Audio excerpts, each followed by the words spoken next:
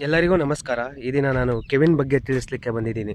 ಇದು ಕೃಷಿ ರಸಾಯನ ಕಂಪನಿಯ ಒಂದು ಇನ್ಸೆಕ್ಟಿಸೈಡ್ ಆಗಿರುತ್ತದೆ.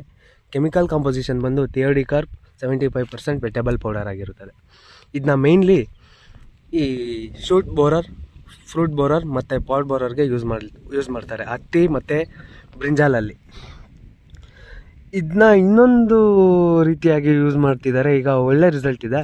ಏನಂದರೆ ಸ್ನೈಲ್ ಕಿಲ್ ಅಂದರೆ ಈ ಎರಡನೇ ಬೆಡ್ಡಲ್ಲಿ ಶಂಕುಹುಳ ಬರುತ್ತಲ್ಲ, ಅದನ್ನ ಸಾಯಿಸ್ಲಿಕ್ಕೆ ಇದನ್ನ ಯೂಸ್ ಮಾಡ್ತಾರೆ. ಇದನ್ನ ಯಾವ ರೀತಿ ಯೂಸ್ ಮಾಡಬೇಕಂದ್ರೆ, ಒಂದು 25 kg ಒಟ್ಟು ಜೊತೆ ಒಂದು 2 ಲೀಟರ್ ಬೆಲ್ಲ ಪಾಕೋದಕ್ಕೆ ಇದನ್ನು ಸೇರಿಸಿ 100 ಗ್ರಾಮ್ ಪೌಡರ್ನ ಚೆನ್ನಾಗಿ ಮಿಕ್ಸ್ ಮಾಡಿ, ಏನು ನಾಟಿ ಮಾಡಿರ್ತೀರಲ್ಲ ಸಸಿ, ಬೀಜ ಬಿತ್ತನೆ ಆದಮೇಲೆ ಇದನ್ನ ಚೆನ್ನಾಗಿ ಬೀಜ ಸುತ್ತು ಇಲ್ಲ ಸಸಿ ಸುತ್ತು ಹರಡಿದಾಗ ಅದು ಏನು ಸ್ನೈಲ್ ತಿನ್ನಕ್ಕೆ ಬಂದು ಸಾಯುತ್ತೆ. ತುಂಬ ಒಳ್ಳೆ ರಿಸಲ್ಟ್ ಇದೆ, ಯೂಸ್ ಮಾಡಿ ಎಲ್ಲರೂ.